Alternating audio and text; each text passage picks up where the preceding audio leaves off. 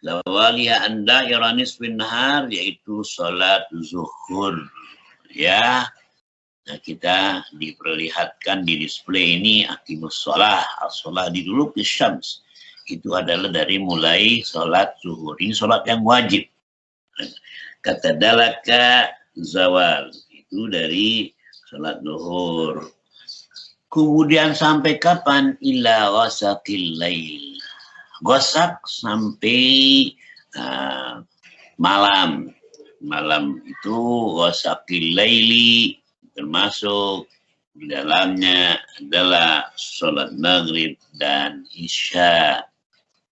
Ya, sholat zuhur, kemudian ya ghasaqil laili, kemudian Quran al-Fajri. Ya, Quran al-Fajri, sholat subuh.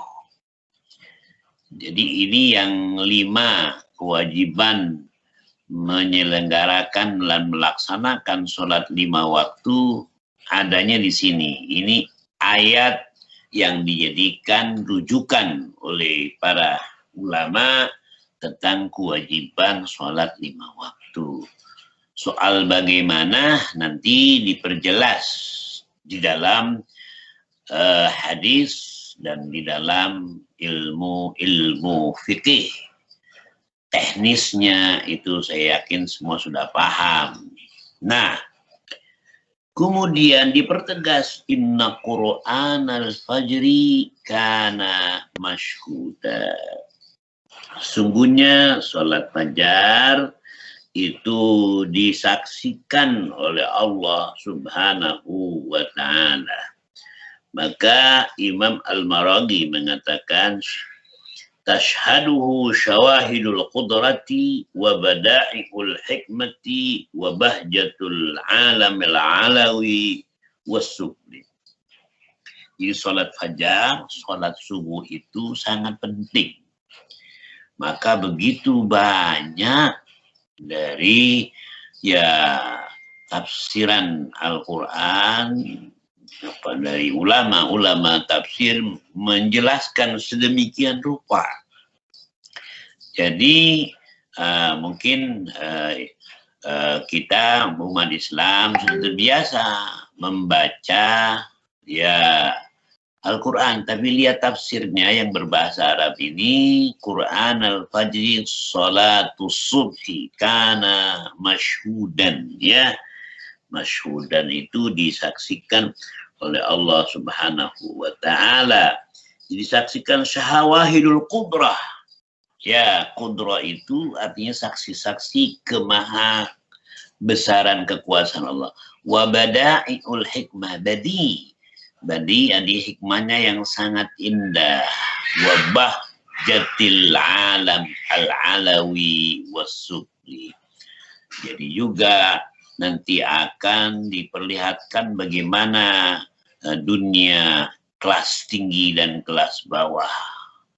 Wa min zalami halika azalahu wa'un sati'un wa nurun bahirun wa min naumin wa khumudin ila yaqzatin wa harakatin sa'in ilal arzak.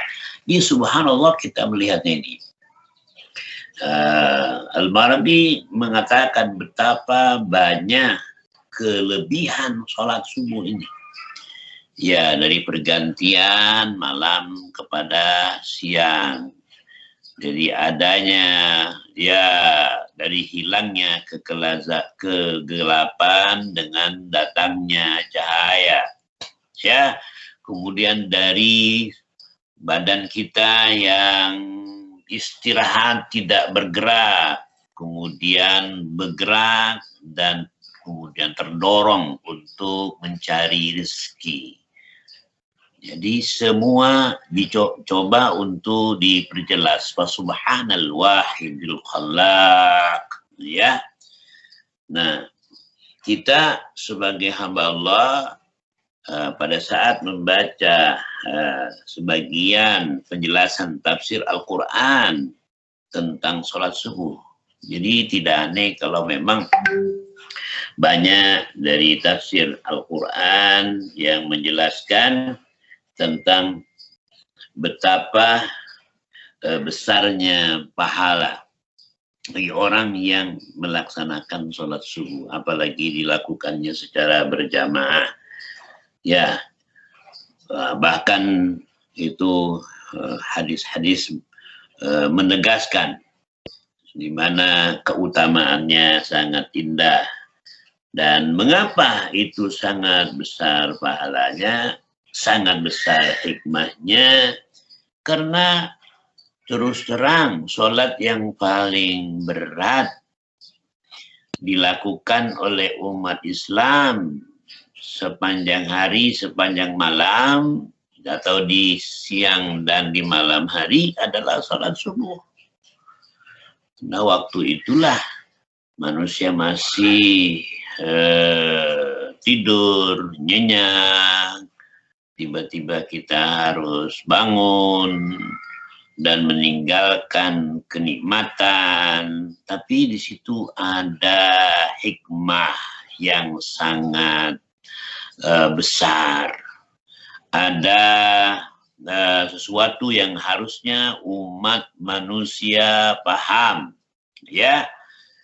Dan tidak mungkin adanya perintah sholat subuh atau sholat fajar itu tanpa ada arti dan makna. Ya. Jadi yang Allah perintahkan pasti banyak kebaikan.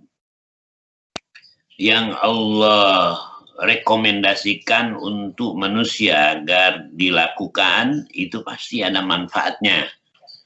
Sebaliknya sesuatu yang dilarang itu pasti banyak kejelekannya. Jadi kita harus punya keyakinan itu.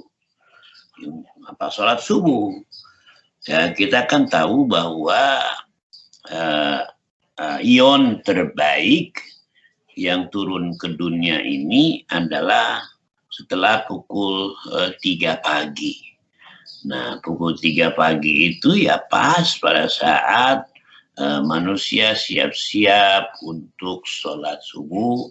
Nah, itulah di mana kita nanti diperintahkan untuk qiyamul lail atau sholat tahajud. Ya, nah di sini beliau mengatakan wa yaqdhatin nawami wa harakatihim ala dhahril basitah waqad kanu fi sukun wa hiya hayatun mutajaddidah ba'da mautin wa ghuyubah lil hawas. Jadi setelah dimatikan manusia dalam tidur, kemudian dihidupkan lagi. Subhanallah. Jadi dimatikan pada dasarnya saat kita tidur itu kita dalam keadaan mati. Maka di dalam ayat yang lain, walladzi yatawaffakum bil-laili wa ya'lamu ma jarahtum bin-nahar. Allah lah yang mewafatkan kamu di malam hari.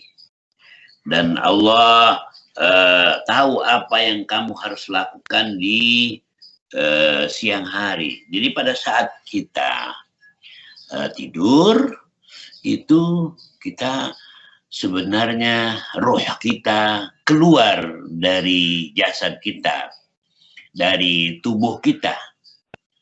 Yang ada hanya jasad dengan nyawanya. Apa itu nyawa? Adalah sirkulasi darah yang ada di dalam tubuh manusia. Ya, sirkulasi darah itulah nyawa. Jadi pada saat kita tidur, roh kita keluar dari jasad, tinggal nyawa saja. Coba bayangkan itu. Kemudian kita bisa hidup kembali. Maka kita baca doa.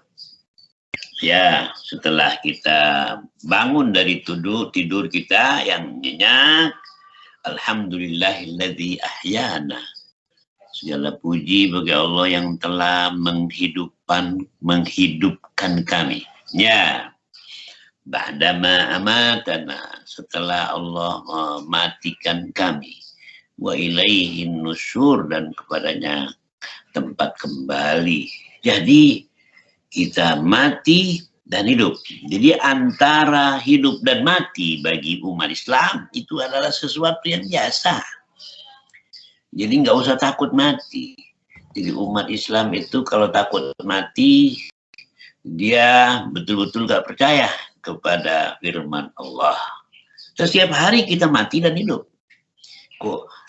Jadi ada yang istilahnya mautun muakkad, mati sementara, kemudian ada mautun abadi, mati untuk selamanya. Ya, mati selamanya hanya perpindahan dari mana?